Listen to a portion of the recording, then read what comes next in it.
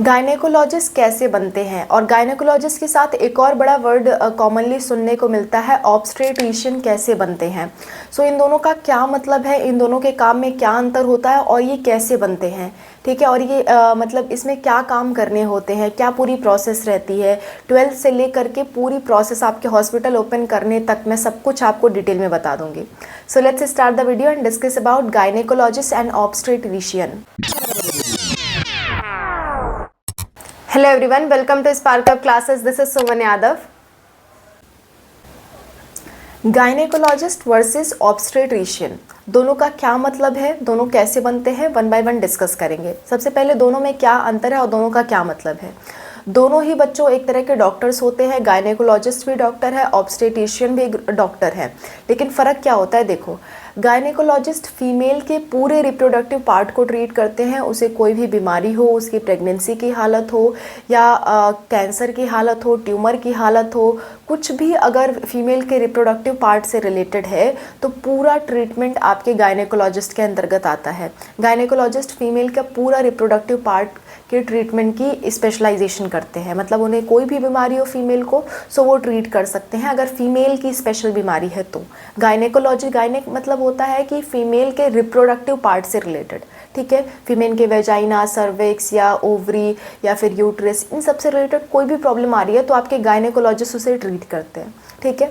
लेकिन ऑब्स्टेट्रिशियन का क्या काम होता है। ऑब्स्टेट्रिशियन का जो काम होता है वो सिर्फ और सिर्फ प्रेगनेंसी तक होता है, यानी कि प्रेगनेंसी की स्टार्टिंग से लेकर के जब तक बेबी आपका डिलीवर नहीं हो जाता, और खाली प्रेगनेंसी से रिलेटेड जो गाइडेंस प्रोवाइड करते हैं, जो ट्रीटमेंट देते हैं, ऑपरेशंस करते हैं, जो आपके मतलब कोई भी मतलब प्रेगनेंसी से रिलेटेड, डिलीवर कराने से रिलेटेड जो काम है वो आपका ऑब्स्टेट्रिशियन के अंतर्गत आता है। यानी कि वो सिर्फ और सिर्फ फीमेल के डिलीवरी से रिलेटेड स्पेशलाइजेशन करते हैं, ठीक है। बेबी डिलीवरी से रिलेटेड, पोस्टपार्टम से रिलेटेड वो लोग पढ़ते हैं, ठीक है।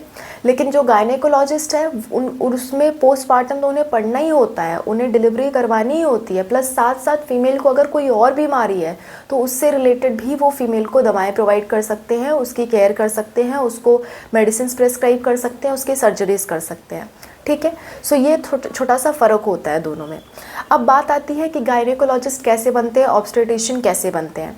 सो सबसे पहली बात, गायनेकोलॉजिस्ट बनने के लिए सबसे पहले 12th में आपको फिजिक्स, केमिस्ट्री, बायोलॉजी पढ़ना होता है। अगर मान लो 12th में नहीं पढ़ पाए तो एडिशनल बायोलॉजी लेके पढ़ लो, फिर से बायोलॉजी एक बार लेके उसमें एग्ज़ाम क्वालिफाई कर लो, अपना 12th का बोर्ड क्वालिफाई कर लो, अलग से NIOS बोर्ड द्वारा हो जाता है। सो फिर से आप ये काम कर सकते हो। इतना करने के बाद आपको नीट UG का एग्ज़ाम देना होता है। नीट UG का एग्ज़ाम देने के बाद आपको उसे क्वालिफाई करना होता है और MBBS करना होता है। आप कहीं से भी MBBS करो, इससे कोई प्रॉब्लम नहीं है, बस आपको MBBS करना होता है। MBBS करने के बाद दोबारा से आपको नीट PG का एग्ज़ाम देना होता है, और नीट PG का एग्ज़ाम देने के बाद आप गायनेकोलॉजी डिपार्टमेंट में MD, MS या डिप्लोमा कर सकते हो, वो आपकी मर्ज़ी है। आप MD करना चाहते हो MD कर लो। MD करने से क्या होगा, आप सिर्फ मेडिसिन प्रेस्क्राइब करोगे लेकिन सर्जरी नहीं करोगे। हर तरह के मेडिसिन प्रेस्क्राइब करोगे, ट्रीटमेंट दोगे, लेकिन मेजर सर्जरी आप नहीं कर सकते। लेकिन MS करने के बाद आप मेडिसिन भी प्रेस्क्राइब करोगे, आप सर्जरी भी करोगे, ठीक है। लेकिन मेडिसिन में आपकी उतनी पारंगत नहीं होती है जितनी सर्जरी में होती है, क्लियर।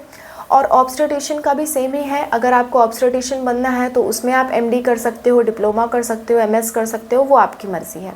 तो प्रोसीजर सेम रहेगी। 12th आपको फिजिक्स, केमिस्ट्री, बायोलॉजी से करना है, फिर नीट का एग्ज़ाम देना है, फिर MBBS करना है। MBBS के बाद आप नीट PG करोगे, PG करने के बाद आप MD या MS या डिप्लोमा कर सकते हो अपने गायनेकोलॉजी डिपार्टमेंट या ऑब्स्टेट्रिशियन डिपार्टमेंट में, क्लियर। सो ये आपको करना पड़ता है अगर आप गायनेकोलॉजिस्ट प्रॉपरली बनना चाहते हो।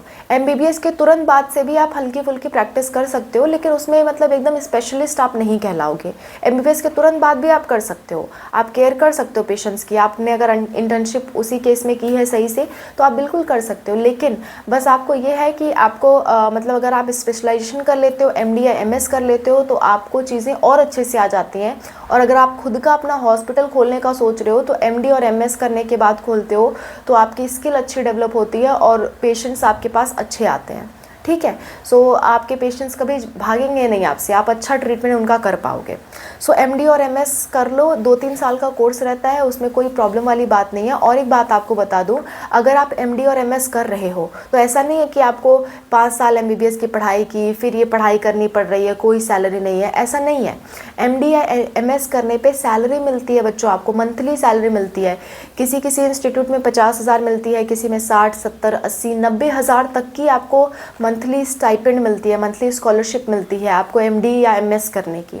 सो अगर आप एम्स जैसे संस्था से कर रहे हो तो 90,000, 1 लाख तक आपको मंथली सैलरी मिलती है, खाली करने की, खाली पढ़ने की, आपको काम सीखने की। ठीक है। सो आप आसानी से उसे कर सकते हो। अपना खुद का हॉस्पिटल या कहीं और काम करने से अच्छा है एमडी एमएस करके आप सैलरी भी कमाओ, उसके बाद फिर जो आपकी रेपुटेशन होगी, उसके बाद फिर जो आप अपना हॉस्पिटल खोलोगे फिर वो अलग ही लेवल का होगा। ठीक है। अच्छा, इसके बाद बात कर लेते हैं, आप सोच रहे होंगे कि ये तो फीमेल मतलब रिप्रोडक्टिव पार्ट से रिलेटेड हो गया, अगर कोई मेल रिप्रोडक्टिव पार्ट से रिलेटेड स्पेशलिस्ट बनना चाहे तो वो क्या कर सकता है। सो अगर आप मेल रिप्रोडक्टिव पार्ट से रिलेटेड स्पेशलिस्ट बनना चाहते हो सो आप एंड्रोलॉजिस्ट, मेन गायनेकोलॉजिस्ट या मेन ऑब्स्टेट्रिशियन बन सकते हो। ये सारे क्या होते हैं, ये सारे आपके मेल के रिप्रोडक्टिव पार्ट को ट्रीट करते हैं, यानी कि मेल को अगर कोई बीमारी है रिप्रोडक्टिव पार्ट से रिलेटेड सो ये सारे लोग उसे ट्रीट करते हैं। एक और होते हैं यूरोलॉजिस्ट, इसी से रिलेटेड जितने भी तरह के कोर्सेज हैं मैं आपको बता दे रही हूँ। एक और होते हैं यूरोलॉजिस्ट। यूरोलॉजिस्ट का क्या काम होता है, यूरिन से रिलेटेड अगर आपको कोई प्रॉब्लम है, किडनी डिसफंक्शन है या यूरिन आपका पास आउट नहीं हो रहा, उससे रिलेटेड जो सर्जरीज हैं, उससे रिलेटेड जो मेडिसिन प्रोवाइड करने का काम है वो यूरोलॉजिस्ट के अंतर्गत आता है। अगर किडनी में स्टोन हो गया, यूराइनरी ट्रैक्ट में स्टोन हो गया या कोई ट्यूमर वाली प्रॉब्लम हो गई, कुछ भी ऐसी प्रॉब्लम हो गई सो वो यूरोलॉजिस्ट के अंतर्गत आता है। सो आप यूरोलॉजिस्ट में भी स्पेशलाइजेशन कोर्स कर सकते हो। ठीक है। यूरिन से रिलेटेड जितनी भी चीज़ें, जितनी भी प्रॉब्लम्स है वो यूरोलॉजिस्ट उसे हैंडल करते हैं। क्लियर। सो ये सारे कुछ कोर्सेज थे जो मैंने रिलेटेड कोर्स आपको बता दिए। अब मैं एक और बात आपके कॉमन डाउट क्लियर कर देती हूँ। गायनेकोलॉजिस्ट बनने के बाद क्या डॉक्टर कहलाते हैं? हाँ कहलाते हैं। क्या इसके बाद सर्जरी कर सकते हैं? अगर आपने एमएस किया है तो बिल्कुल कर सकते हो, एमडी किया है तो माइनर सर्जरी कर सकते हो, मेजर सर्जरी नहीं कर सकते। तीसरी बात ये आती है, क्या इसमें हम एलोपैथिक मेडिसिन देते हैं? हाँ बिल्कुल दे सकते हो। क्या इसमें आप अपना खुद का हॉस्पिटल खोल सकते हो? बिल्कुल खोल सकते हो। क्या अपना खुद का क्लिनिक खोल सकते हो? बिल्कुल खोल सकते हो।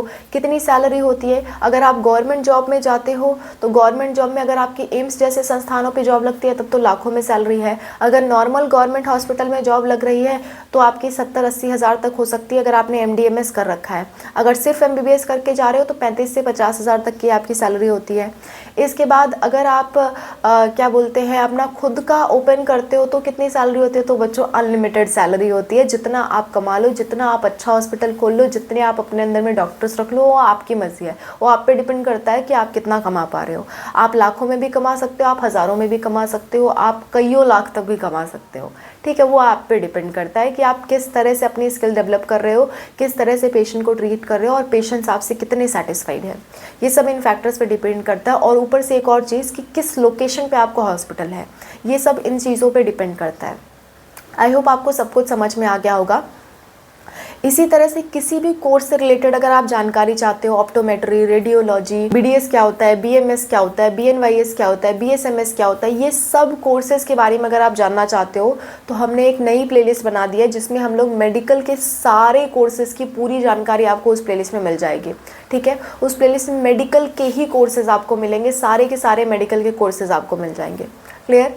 सो that's all about the video. कोई दिक्कत, कोई परेशानी होती है तो आप कमेंट्स में मेंशन करो। मैं और अनूप सर आपकी हेल्प के लिए तैयार है। और अगर आप नीट 2025 की प्रिपरेशन कर रहे हो तो आप हमारी एक और प्लेलिस्ट सेव कर सकते हो। हमने एक नई प्लेलिस्ट बनाई है जिसमें हम लोग नीट 2025 से रिलेटेड सारी जानकारियाँ अपलोड करेंगे, आपके अभी से लेकर के आपके एग्ज़ाम हो जाने के बाद, काउंसलिंग के बाद और आपके एडमिशन तक की सभी वीडियोज़ आपको मिलेंगी और आपके काफ़ी काम की वो वीडियोज़ होंगी। आप चाहो तो हमारी नीट 2024 की प्लेलिस्ट उठा के देख सकते हो कि किस तरह से हमने बच्चों को गाइडेंस करते आया। ठीक है। सो आप उस प्लेलिस्ट को सेव कर सकते हो, आपकी काफ़ी हेल्प होगी उससे। ओके। So that's all. कोई दिक्कत, कोई परेशानी होगी ज़रूर बताना। मैं और अनूप सर आपकी हेल्प के लिए हमेशा तैयार है। विदिन 1 और 2 डे आपको रिप्लाई मिल ही जाता है। हम लोग कोशिश करते हैं विदिन सेकेंड्स, विदिन मिनट्स आपको रिप्लाई मिले, लेकिन जैसे मान लो मैं ये वीडियो बना रही हूँ तो इससे में हम लोग रिप्लाई नहीं कर सकते। है ना। सो कुछ घंटे का टाइम लग जाता है, कभी कभी एक दिन का टाइम लग जाता है अगर बहुत ज़्यादा कमेंट्स होते हैं, लेकिन हम लोग कर सभी का रिप्लाई देते हैं। सो आप इसके लिए परेशान मत होना, 1-2 दिन के अंदर आपको आप सभी लोग को रिप्लाई मिलेगा और सभी लोग के डाउट्स का सॉल्यूशन आपको मिलेगा, ठीक है। So that's all, bye, take care, wish you all the best for your exams whatever you are going to become.